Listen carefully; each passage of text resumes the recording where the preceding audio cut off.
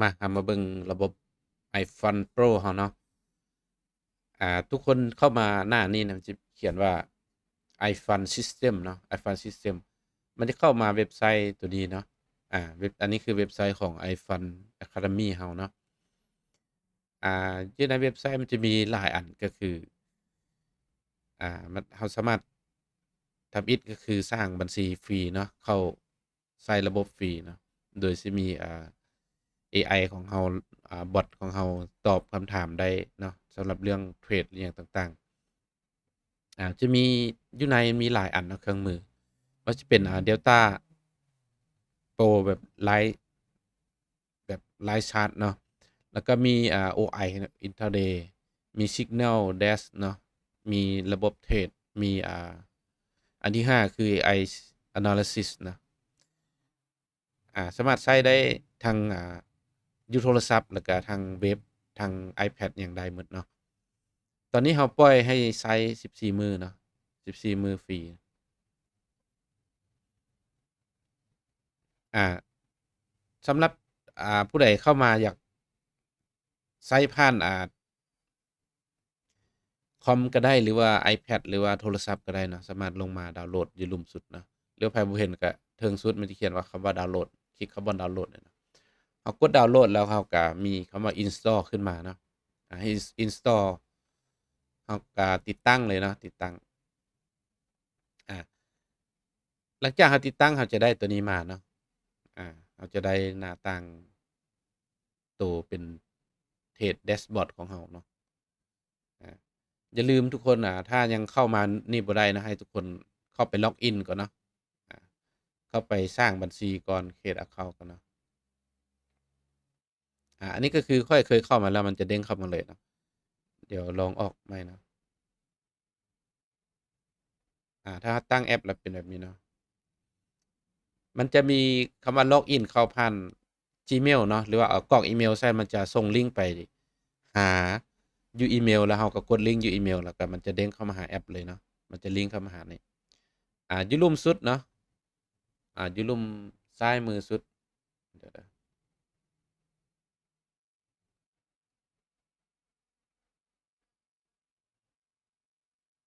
อยู่ลุ่มซ้ายมือสุดมันจะบอกว่าเราจะเป็นแพ็กเกจไหนคันมันมี VIP กับโปรเนาะถ้าเราใช้ฟรีมันจะว่าเป็นแพ็กเกจฟรีนะเรามาเช็กอยู่โพรไฟล์เราก็ได้นะโพรไฟล์เนี่ยเราเขียนนิกเนมเราใส่ก็ได้สมมุติว่าชื่อออดดีเนาะชื่อเล่นใส่ก็ได้แพลนมันจะบอกว่าถ้ามันคนใช้ตัวแพ็กเกจสูงมันจะได้เห็นครบทุกอย่างเนาะเดี๋ยวเราไปเบิ่งกันว่าฟังก์ชันมันมีอย่างใดภาษาสามารถเลือกได้ภาษาอังกฤษภาษาไทยนะแล้วมีภาษาอาหรับเนาะเลือกใช้ได้เดี๋ยวเรามาใช้ภาษาอังกฤษก่อนโปรไฟล์เราเข้ามาไลฟ์ชาร์ตบัดนี้นะอ่าไลฟ์ชาร์ตก็คือมาบอนเทรดเลยเดี๋ยวเรามาเบิ่งไลฟ์ชาร์ตก่อนก็ได้นะตัวนี้มันเข้ามาถ้าฟังฝั่งซ้ายเราบ่อยากเห็นเรากดซ่อนไว้นะแบบนี้เนาะให้หน้าจอมันเต็มอ่า เดี๋ยวเรากดเอา indicator ออกหมดก่อนนะกราฟเป้าเขาจะเป็นอันนี้อ่าคือ trading view เลยนะเราสามารถลูกเล่นมันคือ trading view ยับไปยับมานะตัวนี้จะเป็นเป็นเทรดแพลตฟอร์มของ iFund Academy เองเนาะสร้างขึ้นมาสามารถใช้ได้เลยจะมีฟังก์ชันเราเลือกได้ใช้มันมีทองคำมี GC ก็GC คือ Gold Future เนาะมี Forex แล้วก็มีดัชนีต่างๆมีคริปโตก็มีเนาะในอนาคตก็คือเราจะแอดเข้ามาเบิดคู่เงินเลยเนาะแต่ตอนนี้เราใช้เท่านี้ก่อนนะเพราะว่าเป้าหมายก็คือเฮ็ดขึ้นมาใช้กับทองคำโดยเฉพาะนะ XAUUSD เนาะtime frame เราเลือก time frame ได้ใช้ time frame ได้เนาะอ่าตัวเทิงนี่มันจะบอกว่าตอนนี้มันมีแฮงบายจากเปอร์เซ็นต์มันก็บอกอยู่นี่เนาะมัน Delta จะบอกมันจะมีเครื่องมือเนาะเครื่องมือซ้ายมือซ้ายมือซ้ายคือ Trading View แล้วอันนี้เป็นลายชาร์ตเนาะแบบนี้ถ้าลบก็ลบได้มันมีตีเทรนไลน์นะเทรนไลน์ก็ได้ ตัวนี้เทรนไลน์ถ้าเราอยากลบก็ลบออกได้เนาะมันจะมีเทรนไลน์ตัวนี้จะเป็นดินสอเนาะสำหรับไว้วาดตัวนี้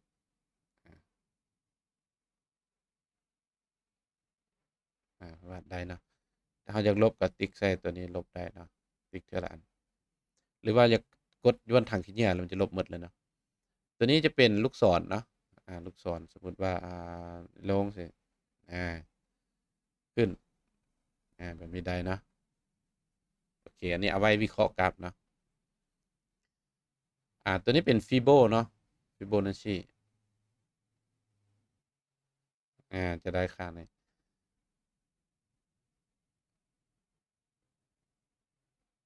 ตัวนี้เป็นฟิโบนัชชีเนาะต่อมาอันนี้เป็น tax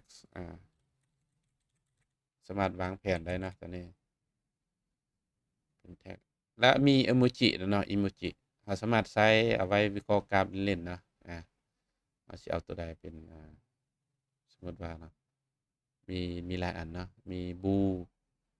หัวกระทิงเนาะมีแบร์มีตลาดหมีมีหมดเนาะต่อมาเนาะก็คือมีเป็นตัวรูปถุงเราสามารถเวลาเรามาวิเคราะห์กราฟเนาะสามารถเบิ่งตัวบอลถุงนะครับสมมุติว่าวางแผน buy กดบอล buy นี่เนาะมันจะบอกมีเส้น buy ให้นะครับถ้าเราอยากลบออกเราติ๊กใส่เส้นนี้ก็ลบออกเนาะสมมุติเรา buy อยู่นี้แล้วตั้ง stop loss ที่ไสSL สมมุติตั้ง stop loss อยู่นี่มันจะบอกเลยว่าจากนี่ลงมานี่มันจักจุดเนาะ663จุดเป็นปิป66.3ปิปเนาะTPเอา TP ใส่ก็ได้TP บนนี้ตัวนี้เราสามารถส่งแผนออกไปได้เลยเนาะเอาก็แคปหน้าจอส่งออกไปได้เลยสมมุติว่าเราแจก signal buy อยู่นี่ stop loss อยู่นี่เนาะ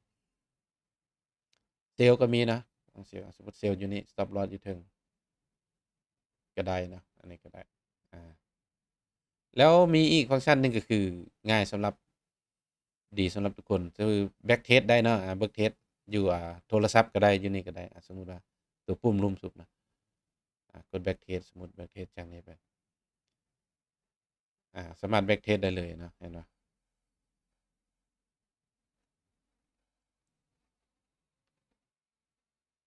ความไวปรับได้เนาะอาอยู่โทรศัพท์ก็ back test ได้เนาะง่ายสะดวกสบายเดี๋ยวนี้ทุกคนสามารถ back test ผ่านโทรศัพท์ได้เลยเราสามารถ back test เบิ่งกลยุทธ์เราเข้าออกแนวใดเนาะตัวนี้เป็นฟังก์ชันback test นะถ้าเราหยุดก็กดออกครับเรารู้ลูกเล่นมาแล้วก็คือดึงขึ้นดึงลงเนาะตัวนี้เนาะฝั่งขวามือจะเป็น order book เนาะมันจะเป็น order book สำหรับเบิ่งว่าฝั่งนี้มันมีคนซื้อคนฝั่งเทิงแม่นเส้นขายฝั่งลมเส้นซื้อเนาะอ่าสมมุติเราบ่มักเบิ่งเราก็กดอ่ามันมีบอนเสื่องไว้ให้หน้าจอเต็มนี่ก็ได้นะและอยู่รุมสุดตัวนี้มันจะมีตัวนี้จะเป็นคล้ายๆกับเป็นบับบับเบิลเนาะเป็น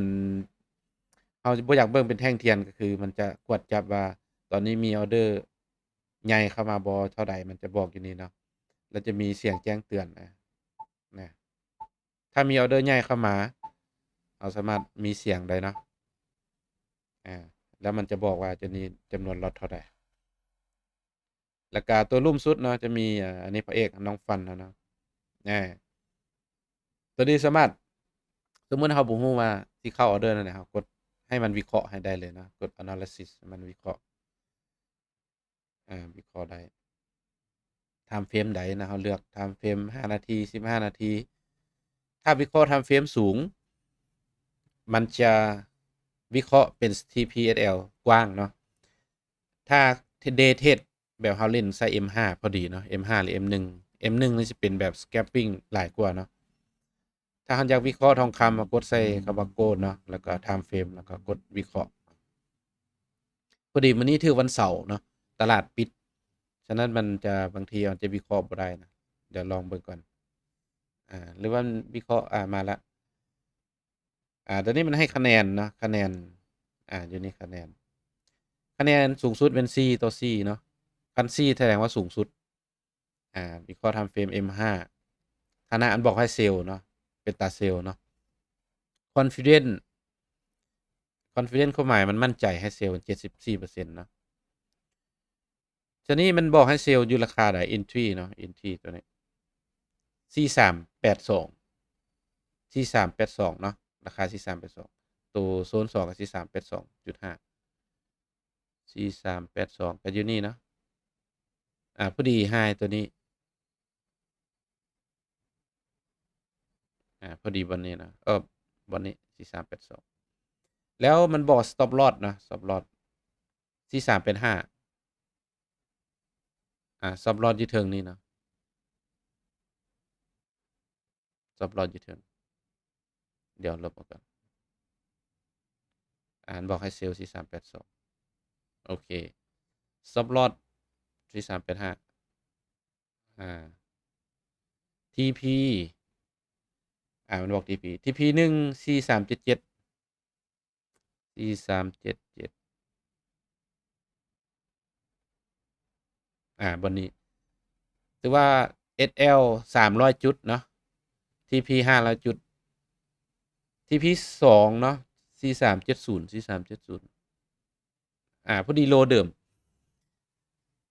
หากสามารถเข้า2ไม้ TP 1กับ2เนาะแบ่งปิดจะได้2เนาะ2ต่อ1ถือว่าคุ้มอยู่แล้วมันจะบอกว่า support resistance อยู่บนใดเนาะนะครับในตามเอาก็ไปตีได้นะโอ้เป็นหยังแล้วมันจะบอกอยู่ลุ่มอีกเนาะอันนี้มันถ้ามันผ่านราคานี้มันต้องเปลี่ยนเทรนด์เปลี่ยนขาขึ้นฉะนั้นถ้ามันแผนตัวนี้หมดแล้วเราก็ต้องได้กด generate ใหม่เนาะ analysis ให้มันวิเคราะห์ให้ใหม่นะถ้าหากบ่อยากวิเคราะห์เราก็สามารถมาแชตถามมันได้เนาะว่าเดี๋ยวนี้สถานการณ์นี้เป็นแนวใดปัจจุบัน Hi สบายดีครับมันจะได้3ภาษาเนาะภาษาลาวภาษาไทยภาษาอังกฤษคันเราได้ภาษาลาวเราก็พิมพ์ภาษาลาวไปให้มันเนาะมันก็เว้าภาษาลาวได้เนาะสบายดี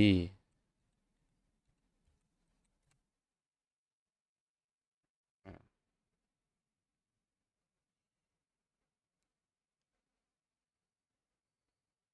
มื้อนี้ตลาดปิดมันจะซ่าหน่อยหนึ่งเนาะ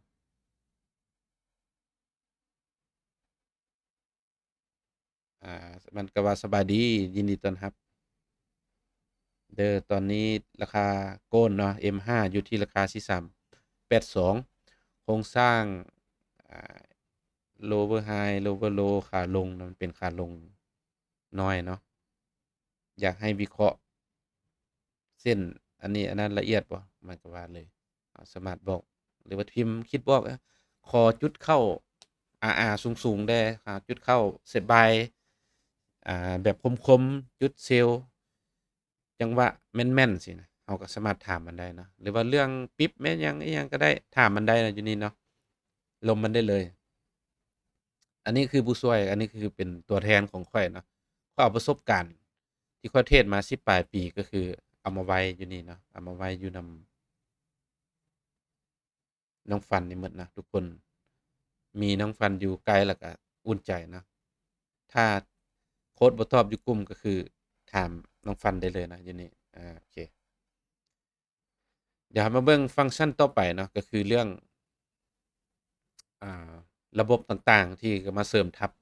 เอาสิเทรดแนวใดให้มันแม่นเนาะให้มันได้เงินอยู่ตลาดนี้ก็คือข้อยอยู่ตลาดมีหลายปีก็คือข้อยมาค้นพบระบบนี้ถือว่าข้อยอยู่ตลาดนี้รอดเนาะอาข้อยรอดอยู่ตลาดนี้ได้4-5ปีแล้วเนาะก่อนหน้านี้10ปลายปีก็คือข้อยก็เสียเงินหลายเพราะว่ามันบ่มีระบบของตัวเองนะเป็นระบบที่มั่วฉะนั้นข้อยมาเจอระบบนี้ก็ข้อยอยู่ตลาดนี้ได้เนาะโดยที่บ่มีเวียกอื่นเนาะอันที่1เนาะก็คือตัวนี้ Sniper เนาะ Sniper Zone อา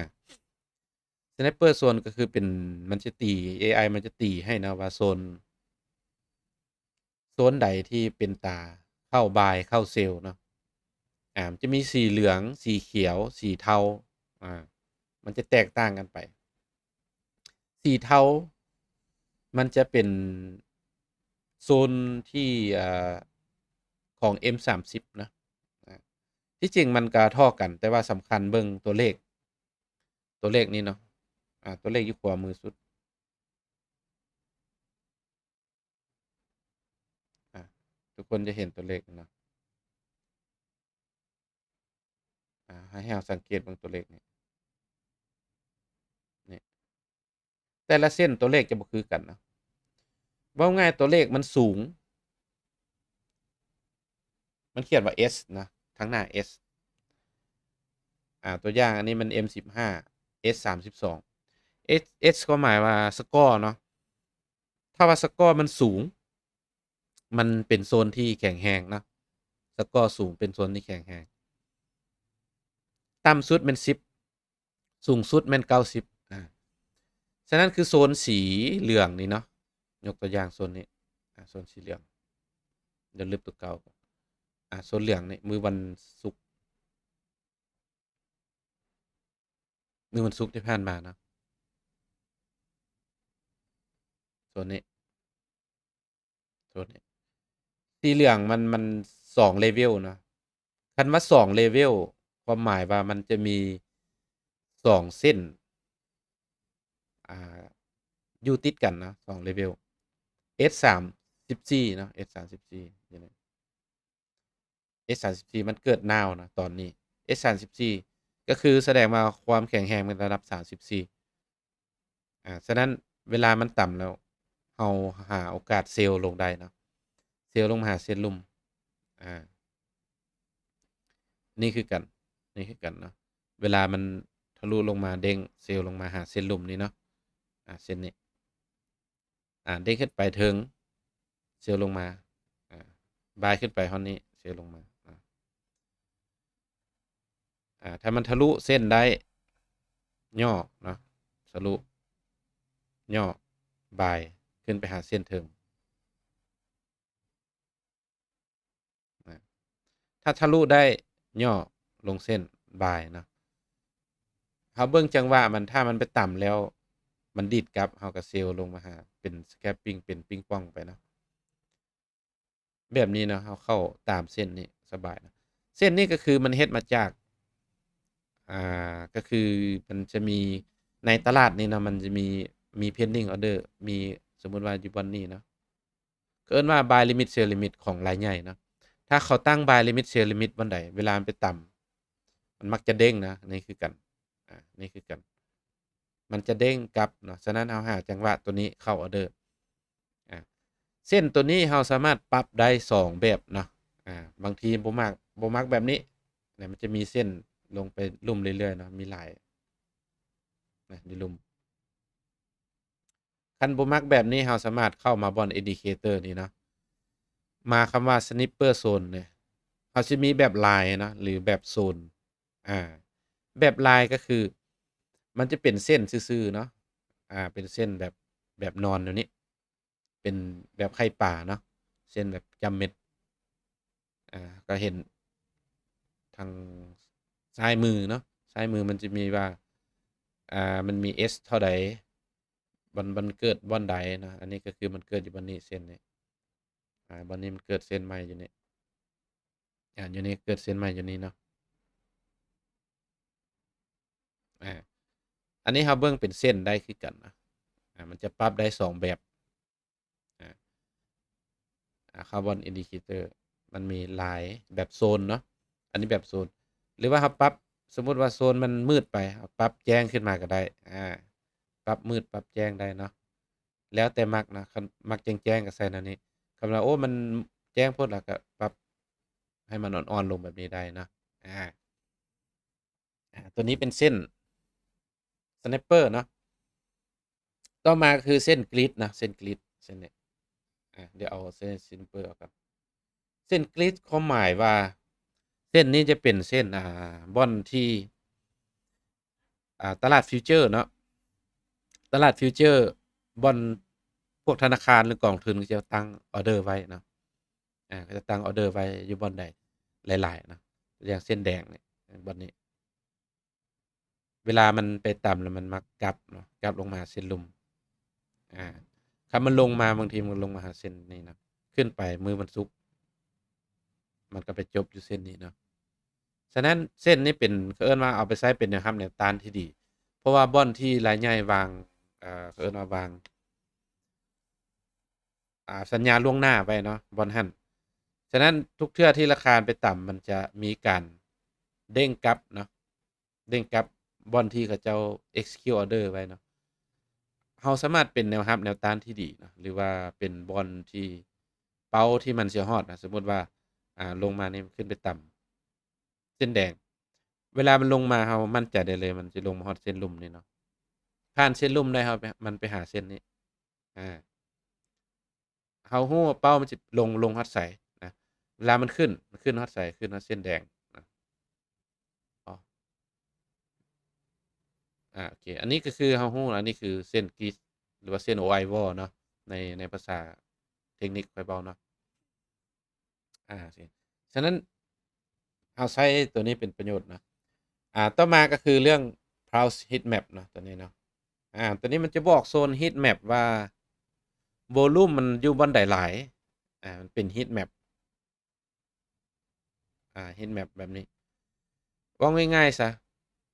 บ่อนโซนแดงๆนี่ก็คือบ่อน volume มันหลาย ฉะนั้นเวลามันเกิดแดงๆแล้วมันออกจากบ่อนนี้ไปมันจะพุ่งไปไกลเนาะมันจะไปไกลมันจะมีแรงส่งหลายนะสีเหลืองกับปานกลางหรือว่าเราสามารถใช้เป็นสมมุติมันลงมาเวลามันเด้งขึ้นไปกลับไปหาโซนเราหาจังหวะเซลล์ลงมาได้เนาะเด้งขึ้นไปสีเหลืองๆแล้วเซลล์ลงมานะเห็นบ่สีเหลืองๆนี้เวลามันกราฟมันขึ้นไปมันมีอาการเด้งกลับหน่อยหนึ่งเนาะอา ตัวนี้บอลเหลืองๆนี่ก็แข็งแรงเนาะสมมุติมันเด้งกลับอันนี้มันเซลล์ลงมาก็ได้เนาะอาตัวนี้คือเฮ็ดเป็น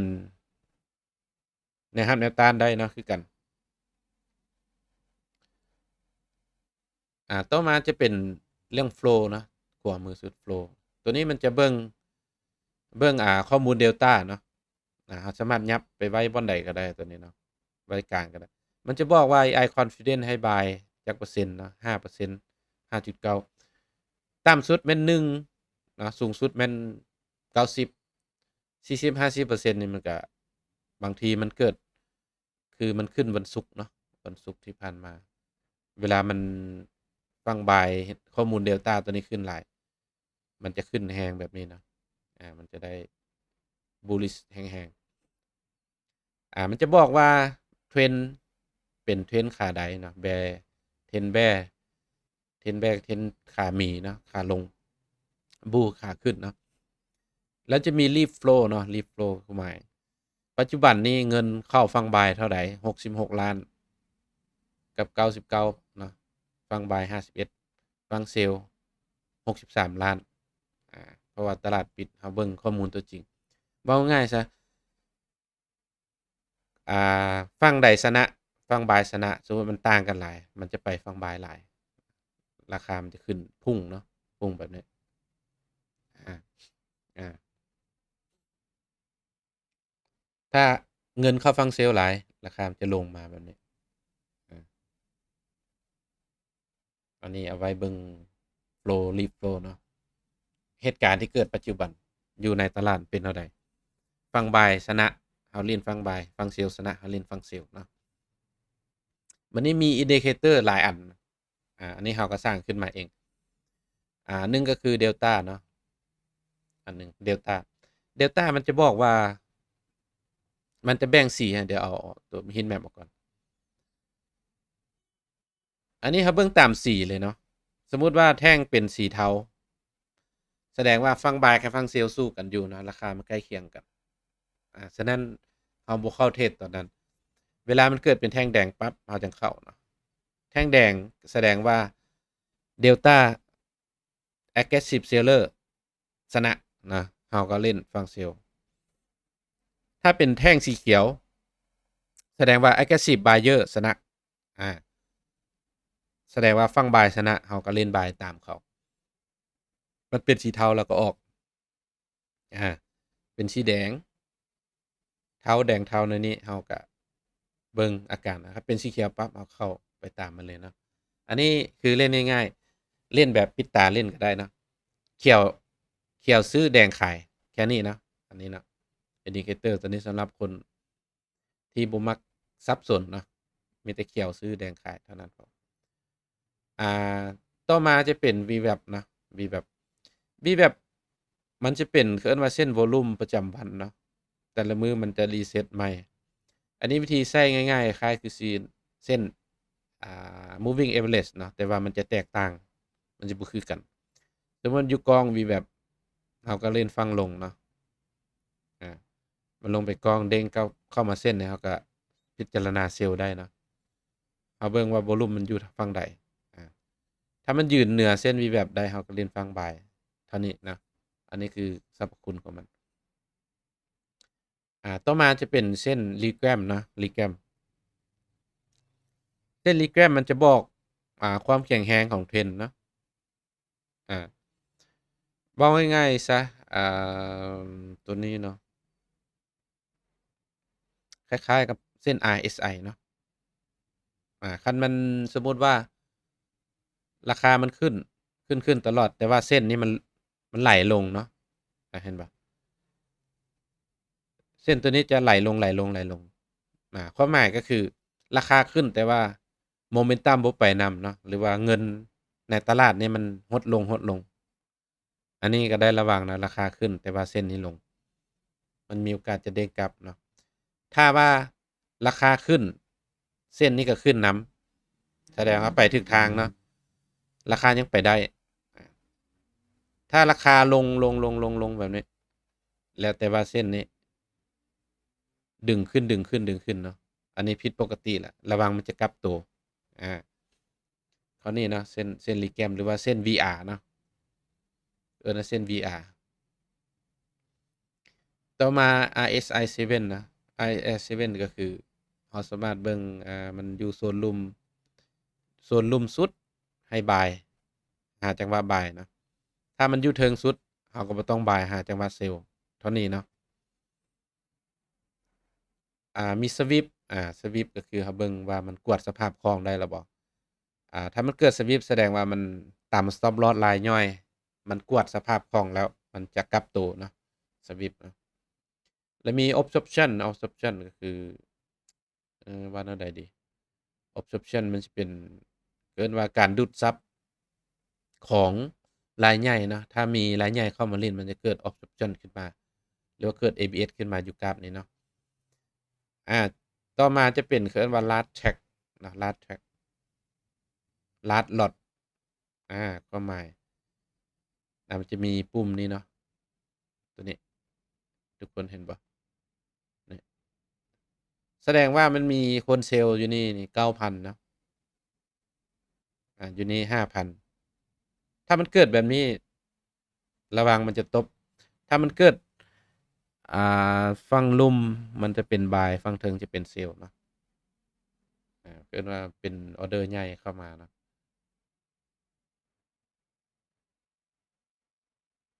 CVD ก็คือเราจะเบิ่งคล้ายๆกับเส้น VR เนาะ CVD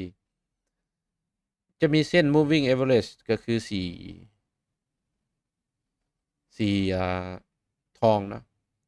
ถ้าเส้น CVD ตัดอยู่เทิงเส้น moving ได้แสดงว่าเทรนด์มันแข็งแรงนะถ้ามันตัดลงลุ่มระวังมันจะเป็นเทรนด์ลงเนาะแค่นี้ตัวนี้ถ้าว่าราคาขึ้นแต่ว่าเส้น CVD มันลงแบบนี้คือกันเนาะตรงนี้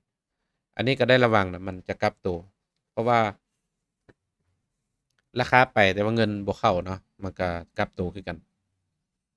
CVD ต่อมาจะเป็น OI Wall เนาะ OI Wall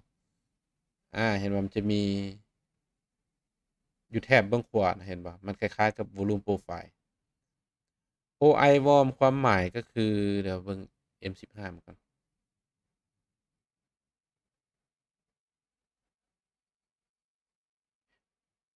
ความหมายตัวนี้จะเอาตัวออปชันมาตลาดฟิวเจอร์เข้ามาเล่นเนาะอยู่บอนนี้มันมีแท่งสีฟ้าเนาะแท่งสีฟ้าแสดงว่าเป็นฝั่งขายก็เอิ้นว่า Call เนาะฝั่ง Call หลายอยู่นี่อยู่นี่ก็มีฝั่ง Call หลายฉะนั้นเวลาลงมาต่ำ บ่อนฟังคอหลายราคามันจะเด้งกลับเนาะหรือว่ามันมีอยู่เทิงไปต่ำมันมีโอกาสขึ้นไปต่อเนาะขึ้นไปต่อขึ้นไปต่ออยู่ร่วมมือกันอยู่ร่วมมีฟังพุทธเนาะพุทธก็คือเป็นเซลล์ข้อคือ buy ฉะนั้นถ้ามีฟัง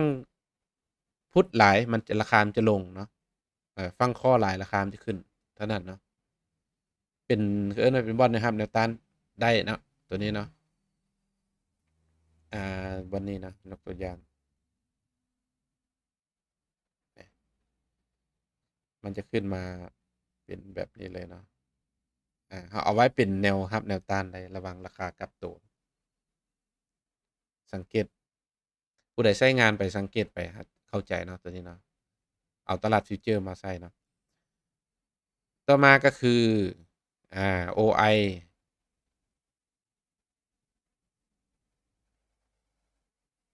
Grid เนาะ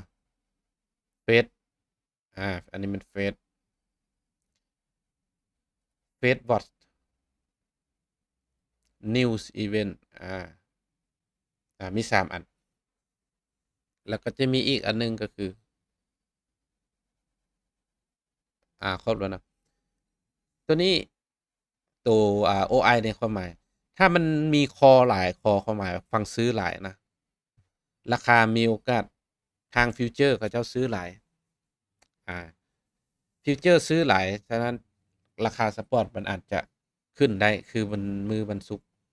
มันขึ้นมาหลายเพราะว่าอยู่ฝั่งคอมันมีหลายเนาะฝั่งคอฝั่งซื้อเนาะ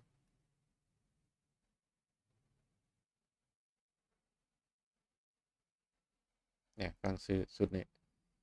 เพราะว่ามีฝั่งคอหลายอยู่อินดิเคเตอร์ตัวนี้บอกเนาะมันจะชี้บัตรได้ต่อมาเฟสเนาะเฟสคัตออดข้อหมายตัวนี้คือเอิ้นว่าเฟสมันจะปรับดอกเบี้ยบ่ปรับดอกเบี้ยบ่เนาะตัวนี้เนาะมันจะเป็น heat map วัดว่าต่อไปเฟสมันจะปรับดอกเบี้ยบ่ถ้ามันมี heat map สีเขียวหลายๆแสดงว่ามันจะดีต่อทองคำเนาะ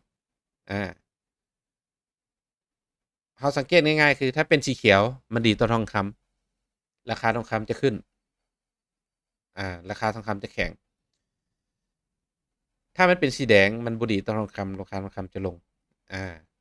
ต่อมาคือ New Event เนาะตัวนี้ของใหม่เนาะ New Event ความหมายสมมุติว่าข่าว CPI เนี่ยก่อนข่าวเรามาเบิ่งก็ได้หรือว่าหลังจากข่าวแล้วก่อนข่าวสมมุติสกอร์79นี่ถ้าว่าสกอร์สูงๆนี่สีเขียวแสดงว่าถ้าข่าวออกมามันมีแนวโน้มทางขึ้นเนาะอาถ้ามันเป็นสีแดงมันจะมีแนวโน้มลงเนาะ N NFP ก็คือข้าวนอนฟาร์มเนาะตัวนี้ถ้ามันเป็นสีเขียวคะแนนสูงๆนี่มันมีโอกาสขึ้นถ้าว่าสีเทาปานกลางแสดงว่าราคามันจะไซด์เวย์ถ้ามันเป็นสีแดงราคามีโอกาสทุบเนาะหรือว่าหลังออกไปแล้วมันมี heat map มันจะเอไอมันจะคำนวณให้เองเนาะว่าเดี๋ยวนี้ heat map ตัวนี้มันชี้ไปทางใดราคามีโอกาสไปทางนั้นเนาะเราบ่ต้องไปเดามั่วแล้วเดี๋ยวนี้โลกเราทันสมัยแล้วเนาะเพราะว่ามันมีเอไอมาช่วยหลายแล้วเราก็แค่เบิ่ง heat map ตารางนี้ไว้เนาะเราเล่นเป็น trend ได้นะอันนี้เอามาสามารถเป็น trend ได้เนาะอาตัวนี้เป็น indicator หลายอันเนาะตัว indicator ก็หมดส่ำนี้เนาะเราเอามารวมกันเบิ่งเป็นแนวใดนะเอามาเปิดรวมกันหมดมันก็เป็นระบบเทรดได้แล้วเนาะ ระหว่างทุกคนมากดเส้นอันนี้แล้วเราไปกดซะจนมันจะออกไปแบบนี้เนาะเราก็มากดทางขี้เหยื่อแล้วก็มากดตัวเลขบวกนี่กดเลขบวกเราก็จะยับกราฟได้เนาะเนี่ยครับเราเฮ็ดแบบนี้ก็คือเป็นระบบขึ้นมานะเราสามารถเบิ่งรู้ว่าออร์เดอร์รายใหญ่รายน้อยอยู่บ่อนใดเราจะเข้า buy เข้า sell บ่อนใดเราก็แค่ท่ารอเนาะมันต่ำเส้นทุกเส้นมันมีความหมายนะมันต่ำแล้วเราก็เซลล์เนาะ ถ้าเส้นอยู่เทิงครับเวลาเราไปตามละเซลล์นะตามละเซลล์ตามเส้นลุ่มบายถ้ามันทะลุขึ้น ย่อบายขึ้นมาหาเส้นนี้เนาะขึ้นไปฮอดเส้นนี้เซลล์อันนี้มันก็ลงเทื่อละ4-500จุดเนาะก็ได้คือกันถ้ามันไปไกลครับเป็นเส้นนี้เราก็เล่นเซลล์นะมาเส้นลุ่มเราบายตามเส้นนี้เส้นใดแข็งแรงบายเส้นใดอยู่เทิงแข็งแรงเราก็เซลล์แค่นั้นเราเบิ่งตามสกอร์ของเส้นสแนปเปอร์เรานะเส้นสแนปเปอร์สกอร์สูงเส้นนั้นเราสามารถยิงกินคำยาวๆคำใหญ่ๆได้เนาะระบบเราง่ายๆเท่านี้เนาะถ้าบ่เข้าใจคือถามเอไอถามน้องฟันนี่ได้อาแต่ทั้งเทิงมีเส้นบ่อนเซลล์หมดน่ะถ้าราคาขึ้นไป โดยที่เราบ่ต้องเดาล่วงหน้าเนาะอันนี้ก็คือเราเห็นข้อมูลรายใหญ่หมดอยู่ในจอนี่ล่ะของคน 10% เพราะว่าคนอยู่รอดตลาดนี้มีแค่ 10%เนาะอันนี้คือระบบของคน 10%เราได้ระบบคนของคน 10%แล้วถ้าเราเฮ็ดตามระบบเราก็ได้เนาะอันนี้บ่เชื่อทุกคนลองใช้เบิ่งก็ได้เนาะ ต่อมามันจะมีฟังก์ชันอื่นเนาะเพิ่มเติมถ้าทุกคนอยากใช้ฟังก์ชันคือเรื่องIntraday OI เนาะเอากดบนโพรไฟล์นี่มาซ้ายมือตัวนี้มันจะบอกว่าฝั่งพุทฝั่งคอมีอยู่ไสอยู่ราคาใดเนาะมันจะเป็นแนวรับแนวต้านที่ดีสมมุติตัวอย่าง4349นี่มันมีฝั่งคอหลายฉะนั้นราคามาต่ำ4349มันโอกาสจะเด้งกลับอาตัวนี้เนาะมันจะมีประวัติหลายอันแล้วต่อมาก็คือ เช่น Volume Intraday เข็มไปเบื้องขวาหลายราคามีโอกาสขึ้นถ้าเข็มไปเบื้องซ้ายหลายสีเหลืองราคาจะแล่นไปทางลงเนาะมันจะบอกว่าอยู่ราคานี้เนาะ445060ตัวนี้มีฟังคอหลายฉะนั้นฟังคอหลายราคามันจะแล่นไปหาตัวนั้นนะไปหาฟังคอไปต่ำให้แล้วมันจะกลับเท่านั้นมันมีIntraday นะ Intraday เบิ่งว่าแท่งใดบ่อนใดสูงๆแท่งใดสูงๆมันจะแล่นไปหานั้นนะสีเหลืองมันจะแล่นลงสีฟ้ามันจะแล่นขึ้นไปหาเส้นตัวแท่งสูงๆนี่เนาะอันนี้คือมันอยู่ตลาดฟิวเจอร์กับออปชันเนาะ OI Chain มื้อนี้ตลาดปิดเชิญบวกลบคูณหารกันเนาะ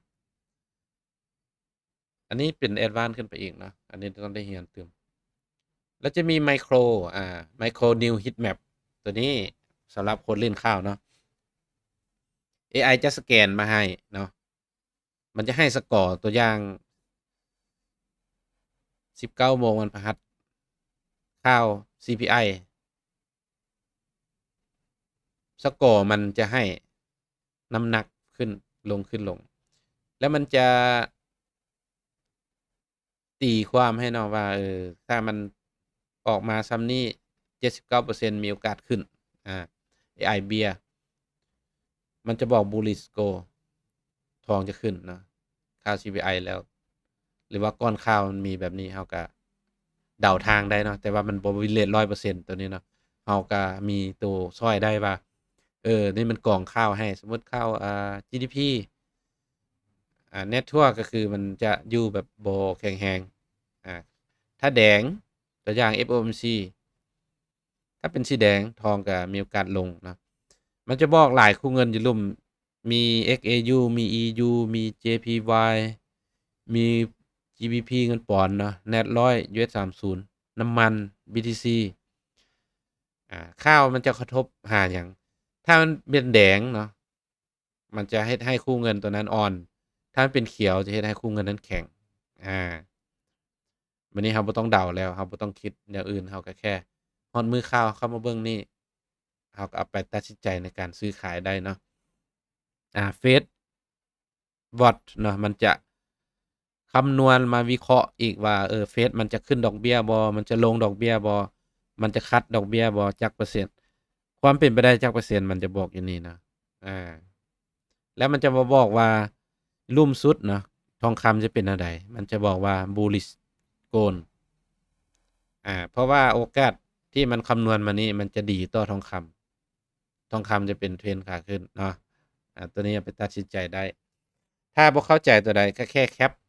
หน้าจอไปถามน้องฟันก็ได้เนาะหรือแชตถามน้องฟัน AI ของเราเนาะก็ได้คือกันอาโพรไฟล์ก็ส่ำนี้เนาะระบบเราเนาะสำหรับไผอยากใช้ระบบตัวนี้เดี๋ยวนี้เราใช้ทดลองใช้14มื้อเนาะถ้าไผอยากใช้ผ่าน IB ของเราใช้เครื่องมือฟรีเนาะเปิดIB ถามแอดมินเนาะหรือว่าอยากใช้กับโบรกอื่นก็ได้บ่เป็นหยังเราก็มี Subscribe ตามแพ็กเกจนะมันจะอยู่ในแผนของเว็บไซต์เราอาเดี๋ยวไปเข้าไปเว็บไซต์เราก่อนอยู่นี่เนาะเดี๋ยวปรับเป็นภาษาไทยเข้ามามันจะมีแพลนเนาะ pricing ตัวนี้เนาะสมมุติเราอยากใช้เป็นเชิงพาณิชย์ทั่วไปฟรีตัวนี้ใช้ได้เฉพาะเป็นอันนั้นเนาะจำกัดตัวนี้19 เหรียญนี่สามารถใช้ได้หลายอย่างเนาะอยู่ในที่เราเว้ามาอันนี้เฉพาะบ่แม่นลูกค้าเป็น IB ของโบรกเราเนาะถ้าไผเปิดบัญชีผ่าน